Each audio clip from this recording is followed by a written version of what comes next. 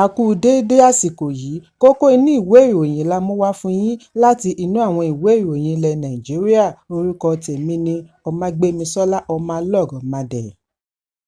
Alága gbogboògbò fún ẹgbẹ́ òṣèlú All Progressives Congress (APC) Abdullahi Umar Ganduje ti sọ gbangba wípé láìpẹ́ àwọn tó lààmìlaka láàrin ẹgbẹ́ òṣèlú New Nigeria People's Party (NNPP) yóò darapọ̀ mọ́ ẹgbẹ́ òṣèlú tó ń ṣèjọba lọ́wọ́lọ́wọ́. Níbi ètò ìrónilágbára tí ó wáyé lánàá ní ìpínlẹ̀ Kano ni Ganduje ti fi ìgboyà rẹ̀ hàn wípé òfin APC àti ìṣèjọba rẹ̀ ni ó ń ṣe okùnfà àwọn ẹgbẹ́ alátakò tí wọ́n fi ń darapọ̀ mọ́ wọn. Ganduje ní òun dúpẹ́ lọ́wọ́ wọn lórí bí wọ́n ṣe kọ̀ àti gbọ́ ìpolongo wọn pàápàá jùlọ láti ẹgbẹ́ òṣèlú tí ó ti ń kú lọ tí wọ́n ń pè ní NNPP. Ó ní òun dúpẹ́ fún ìgbé ayé ìrọ̀rùn tí wọ́n ń pèsè sílẹ̀, òun dúpẹ́ fún bí wọ́n ṣe ránṣẹ́ sí wọn tí wọ́n sì wà pẹ̀lú sùúrù. Láìpẹ́ àwọn àgbààgbà olóyè láàrin wọn náà darapọ̀ mọ́ wọn, àwọn bíi aṣòfin, amòfin, sínétọ̀, olórí àná, gbogbo wọn ni yóò kúrò ní NNPP bọ́dé sí ẹgbẹ́ aláṣeyọrí APC.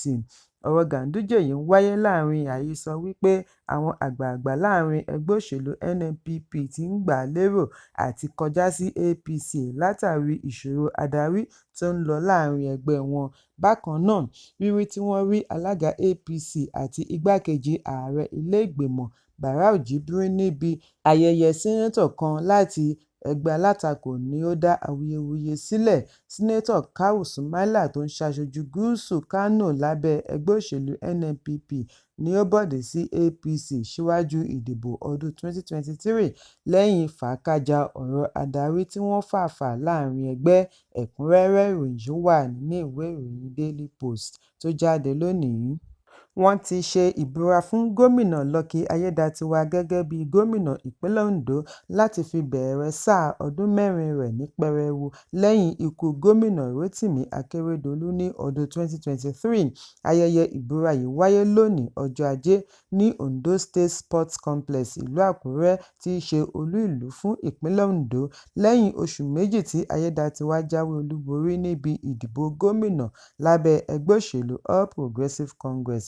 Gẹ́gẹ́ bí àlàyé tí wọ́n ṣe sórí ẹ̀rọ alátagbà ìjọba ìpínlẹ̀, wọ́n bí Ayédatiwa ní ọjọ́ 12 oṣù Kínní ọdún 1965 ní Òbẹ́ńlá, ìlú tí wọ́n ti ń pèsè epo ní ìjọba ìbílẹ̀ Ìlàjẹ, ìpínlẹ̀ Ondo.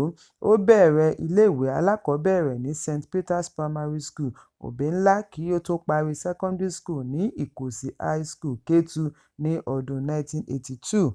Ó gba ìwé-ẹ̀rí lórí Education, Economics and Government ní 1986 láti Lagos State College of Education tí ó ti di Adeniran Ogunṣanya College of Education. Bákan náà ni ó tẹ̀síwájú pẹ̀lú Advanced Diploma in Business Administration láti Ifásitì Ìbàdàn ní 2001, Postgraduate Certificate in Chief Executive Education láti Lagos Business School ní 2009 àti Master of Business Administration (MBA) láti Ifásitì Liverpool ní 2013.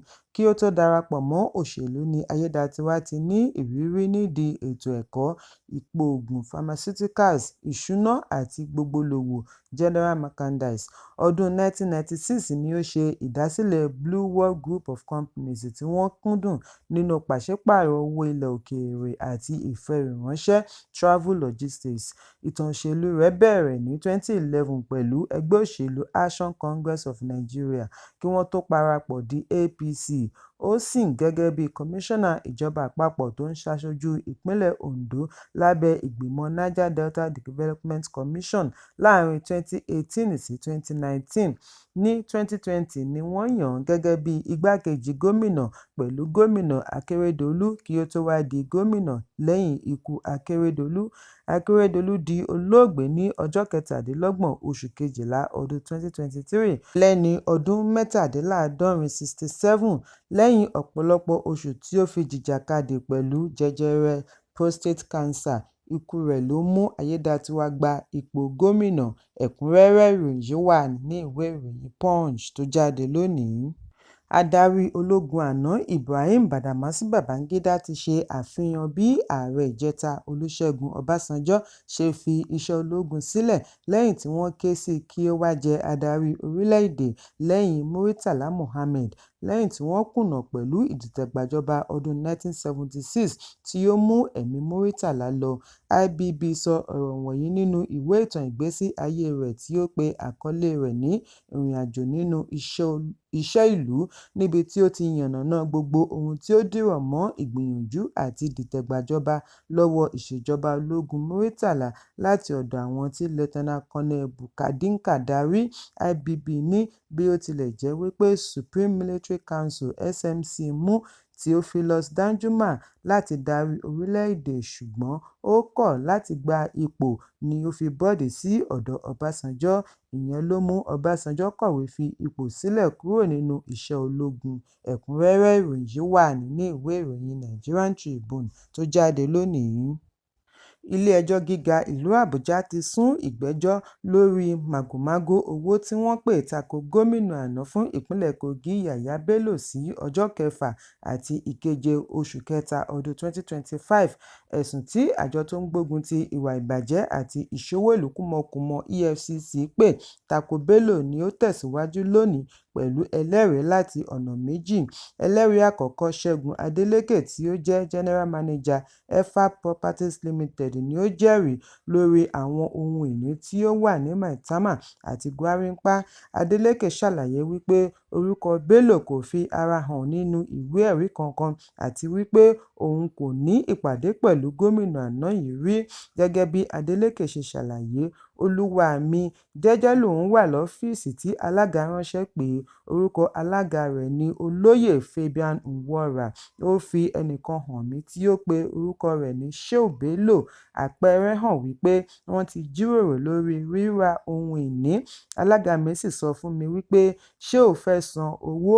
Wọ́n fẹnukò lórí 550 million naira lórí ilé tí ó wà ní ojúlé kìíní lójúnà Ìkọgòsì, Maitama. Nígbà tí Shehu máa fi padà dé, ó dé pẹ̀lú $, àwọn sì fìdí pàṣípààrọ̀ owó yìí múlẹ̀ lọ́wọ́ oníṣòwò Bureau de change kí wọ́n tó san iye tí pàṣípààrọ̀ owó náà jẹ́, tí í ṣe 550 million naira. Adeleke ní ẹ̀ẹ̀mẹta ni òun ní ìpàdé pẹ̀lú Shehu Bello. Àkọ́kọ́ ní ìgbà tí wọ́n fi mọ ara wọn, ẹ̀ẹ̀kejì nígbà tí ó wá san owó, ẹlẹ́ẹ̀kẹta jẹ́ ìgbà tí wọ́n ṣètò ìwé ẹ̀rí document. Nígbà tí wọ́n béèrè bóyá ó mọ ilé ìfowópamọ́ tí wọ́n fi san owó, ó ní rárá. Bákan náà ni kò rántí iye $, tí wọ́n fi ṣẹ́ owó sí 550 million ní ìgbà náà. Nígbà tí wọ́n tún béèrè lórí ilé tí ó wà ní Gwarinpa, ó ní Nuru Muhammed ni ó wá ra ilé tí ó wà ní ojúlé 12, 59 Crescent, 5th Avenue, Gwarinpa ní $70 million, 70 million naira. Ẹ̀ẹ̀kan ni wọ́n fi owó yìí ránṣẹ́ nípasẹ̀ ìfowóránṣẹ́. Nígbà tí agbẹjọ́rò Bello Joseph Daudu béèrè bóyá ó fi ojú gan ni Bello fún gbogbo àsìkò tí ìdúnàdúrà yìí fi ń wáyé, ó ní rárá.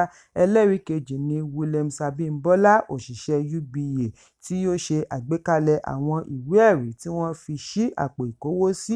Àkọọ́lẹ̀ statement títí kan àpò ìkówósí ìjọba ìpínlẹ̀ Kogi bẹ̀rẹ̀ láti ọjọ́ 1 oṣù kìíní ọdún 2016 títí di ọjọ́ 21 oṣù kìíní ọdún 2024. Lẹ́yìn tí ilé-ẹjọ́ gba gbogbo ẹ̀rí wọ̀nyí láìsí ìtakò ni ó sún ìgbẹ́jọ́ sí ọjọ́ 6 àti 7 oṣù kẹta ọdún 2025. Ẹ̀kúnrẹ́rẹ́ ìròyìn yìí wà nínú ìwé ìròyìn Punch tó jáde lónìí. Kókó inú ìwé ìròyìn tòní kò ní jù báyìí lọ. Ẹ pàdé mi lọ́la fún àkọ́tún ìròyìn. Kí a tó lọ, ẹ má ṣaláì fi àkíyèsí yín ránṣẹ́ kí ẹ sì bá wa subscribe sójúnà wa lórí YouTube kí kókó inú ìwé ìròyìn lè máa tẹ̀ yín lọ́wọ́ ní kíákíá.